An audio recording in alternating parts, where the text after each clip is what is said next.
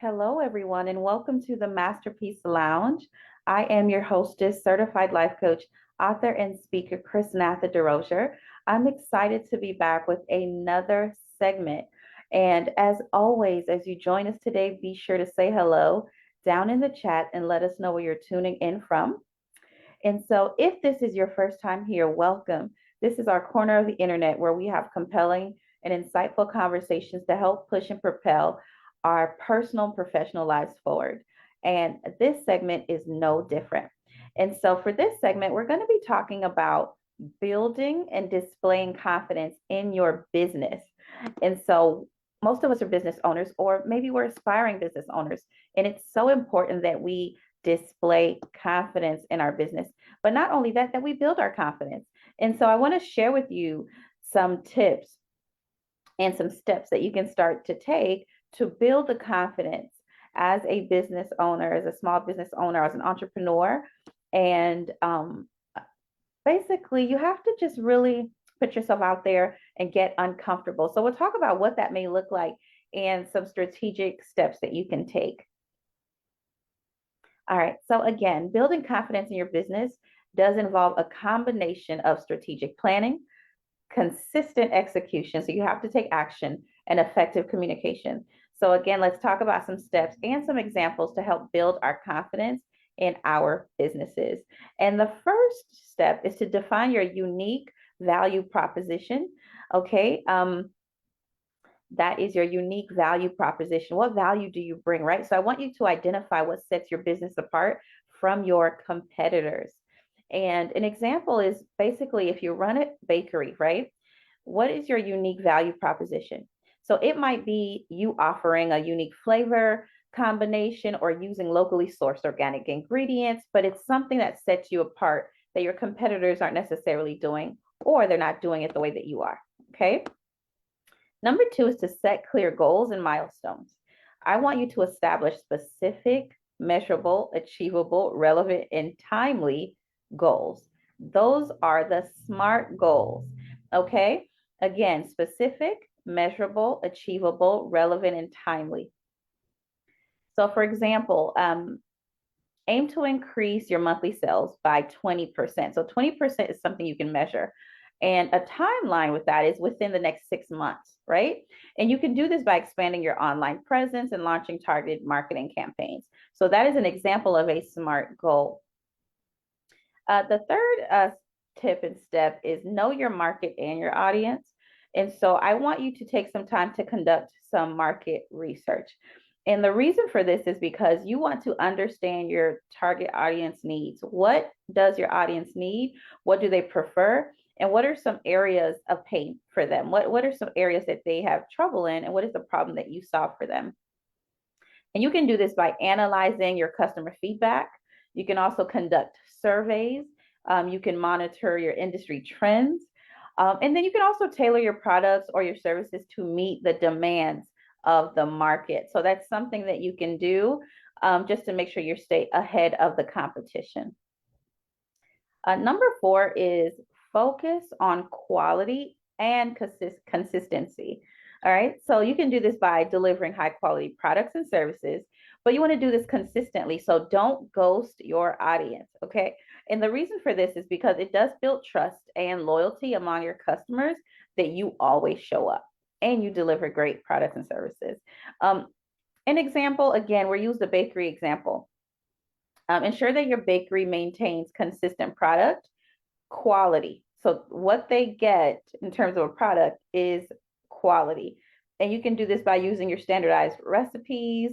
You can train your staff properly to make sure that they're also adhering to the recipes and even implement quality control measures just to make sure that before something goes out to a customer that it meets the standard of your business. Number five is to build strong relationships. We are not an island. We cannot do this by ourselves.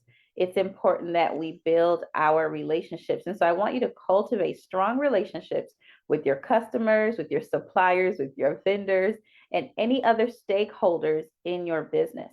So engage with your customers through social media. Respond promptly to inquiries and feedback, or get someone to do that for you, right? Because you're busy running your business. And also you can offer personalized experiences to foster long-term relationships. So think of ways to get creative and make things special for your customers, because that's going to be key in terms of retention. All right, number 6 is invest in professional development. It's important that you invest in yourself and your development as a business owner. So continuously improve your skills and your knowledge so that you can stay competitive in your industry. You're on top of the trends, you know what's going on. And you can attend conferences, you can attend workshops, you can attend training programs to brush up on your skills, and also just to make sure you're on top of the trends, the new technology that's coming out or being used in your industry, and also best practices as well. Number 7 goes without saying, promote your successes. Some of us are very humble and we feel like, oh, I don't want to talk about, I don't want to brag about myself or what my business does. But no, let people know the incredible work that your business is doing, right? So showcase your achievements, showcase awards, right? Positive customer testimonials. Share this information with your audience. Why? Because it helps build credibility and it helps attract new customers. Okay, so you can share those success stories on your website, social media channels are great, and even some marketing material. A testimonial goes a long way, a review goes a long way. I don't know about you, but a lot of times before I go to a new place or use something new, I look up reviews. Okay. And so if they're incredible reviews, then I feel more comfortable because that person has some credibility, right? That business has more credibility. So don't underestimate the power of testimonials, reviews, and success stories. Number 8 is to be transparent and be authentic. Be honest, be transparent in your business, and it builds credibility again. Don't be dishonest, okay? Clearly communicate pricing.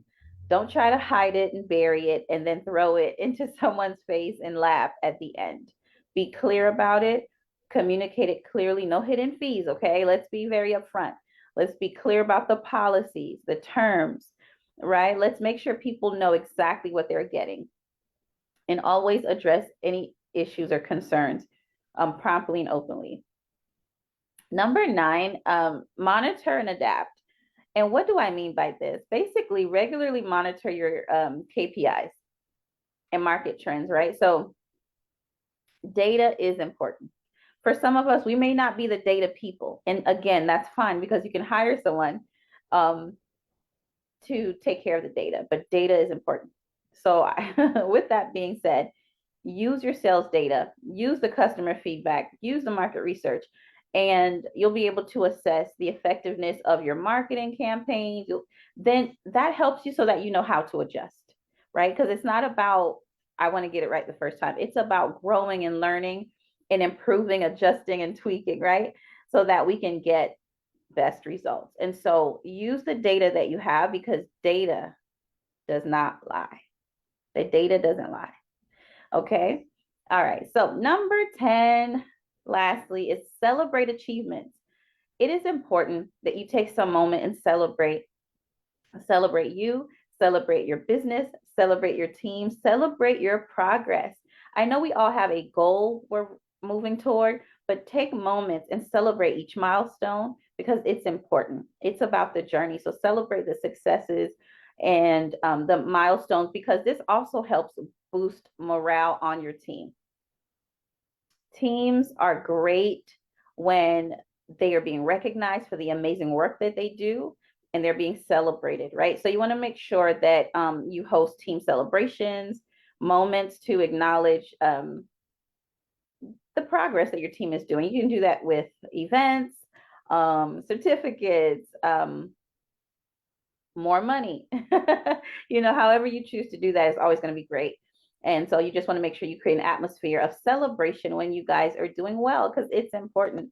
And so again, these are just 10 steps and 10 tips to help you, but these steps will help you build confidence in your business. And it doesn't mean that you're not confident in the business, but you being confident as a business owner, right? As you run your business, continue to take these steps. You can start them today. All right. And so let's stay connected if we aren't already on all social media platforms, and let me know how you're doing. As always, if you need to find me, you can find me at Chrisnatha everywhere. And I'll be back here, same time, same place next week. And until then, be well. I'm Chrisnatha Derosier signing off until next time. And until then, be well. Take care.